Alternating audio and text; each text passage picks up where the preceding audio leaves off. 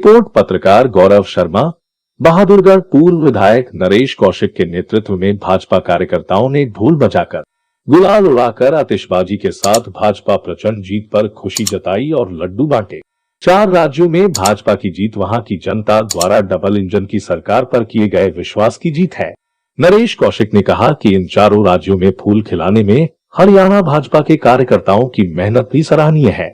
उन्होंने कार्यकर्ताओं से कहा कि कार्यकर्ताओं की निष्ठा और उनके मन में समाज हित की भावना के कारण ही इन राज्यों में भाजपा की सरकार फिर से आ पाई है। मोदी जी को पूर्ण बहुमत से प्रधानमंत्री बनाया था, उसका विश्वास जताते हुए माननीय प्रधानमंत्री जी ने 7 साल में जो धमाल किए हैं, उनका नतीजा आज जो है हमें देखने को मिला है। आज 5 स्टेटों में से 4 स्टेटों में भारतीय जनता पार्टी पूर्ण बहुमत से जो है जीती है। ये कार्यकर्ताओं का हौसला आज पूरा जो है बढ़ा हुआ है और इस चुनाव से अब पूरे देश के अंदर भाजपा का परचम लहराने का काम भारतीय जनता पार्टी के कार्यकर्ता करेंगे। भारतीय जनता पार्टी ने जो पंडित दीनदयाल उपाध्याय जी, डॉक्टर श्यामा प्रसाद मुखर्जी जो उन्होंने सपने देखे थे, उन सपनों को साकार करने का काम भारतीय जनता पार्टी के सभी कार्यकर्ताओं ने किया है। आखिरी पंक्ति में बैठे हुए जो गरीब व्यक्ति थे, उन तक चाहे केंद्र सरकार की लाभकारी योजनाएं हो, चाहे हरियाणा प्रदेश की लाभकारी योजनाएं हो, चाहे उत्तर प्रदेश की हो, जहां जहां भारतीय जनता पार्टी की सरकार जिन राज्यों में थी, हर एक व्यक्ति आखिरी व्यक्ति तक जो है उन योजनाओं को पहुंचाने का काम भारतीय जनता पार्टी कार्यकर्ताओं ने किया है। और ये जीत, ये कार्यकर्ताओं की जीत है। इसलिए आज कार्यकर्ता पूरे हौसले से और पूरे उत्साह में यहाँ नाच गा रहे हैं और जीत का जश्न मना रहे हैं। विपक्ष के लोग कह रहे थे कि इतनी सीटें नहीं ले पाएंगे, क्या कहेंगे? विपक्ष क्या जवाब देंगे? विपक्ष के पास कोई मुद्दा नहीं है।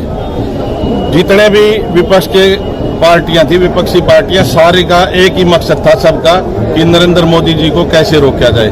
लेकिन आज पूरे विश्व ने इस बात को स्वीकार कर लिया है कि इस विश्व का आज सबसे लोकप्रिय कोई नेता है तो माननीय नरेंद्र मोदी जी हैं। और इसका उदाहरण यूक्रेन में, अब रूस और यूक्रेन का जो युद्ध हो रहा था, वहाँ 18,000 हमारे लड़के वहाँ पढ़ने गए थे, बहन बेटियां और हमारे साथी, उनको निकालने का काम जिस तरीके से हमारी सरकार ने किया है। और उसके साथ साथ पाकिस्तान के जो वहाँ पे युवा पढ़ने गए थे और बांग्लादेश के, आज बांग्लादेश की राष्ट्रपति का भी बयान आ रहा था, उन्होंने भी माननीय प्रधानमंत्री जी का धन्यवाद किया। तो ये बहुत बड़ी उपलब्धि देश के लिए है। और सबसे बड़ी उपलब्धि ये है कि जो भ्रष्टाचार खत्म करने का वादा माननीय प्रधानमंत्री ने किया था, आज 7 साल, लगभग 20 स्टेटों में 7 साल हो गए जो भारतीय जनता पार्टी की सरकार है। एक भी किसी मुख्यमंत्री पर, किसी मंत्री पर, किसी केंद्रीय मंत्री पर भ्रष्टाचार का आरोप नहीं। ये सबसे बड़ी उपलब्धि इस देश के लिए। पंजाब में किस प्रकार देखा जाए? पंजाब में देखिए, पंजाब में जिस तरह से विरोध शुरू से ही चल रहा था और वहाँ कुछ लोग खालिस्तान का नारा दे रहे थे, कुछ लोग और तरह तरह के नारे दे रहे थे, तो वहाँ का माहौल तो शुरू से ही हमें लग रहा था कि वहाँ जो है हमारी पार्टी बहुमत से नहीं आ रही। आपको एक नए विपक्ष के रूप में देखनी है बीजेपी?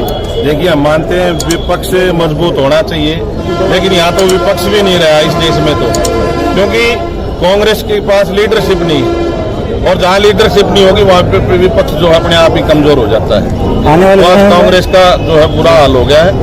आने वाले समय में पूरे देश के अंदर हरियाणा में क्या प्रभाव पड़ेगा? हरियाणा के अंदर भी अभी नगर परिषद के चुनाव होंगे, आप देख लेना, एक तरफा बहुमत जो है नगर परिषद के चुनाव में जो भारतीय जनता पार्टी के आएगा। और ये सब कार्यकर्ता के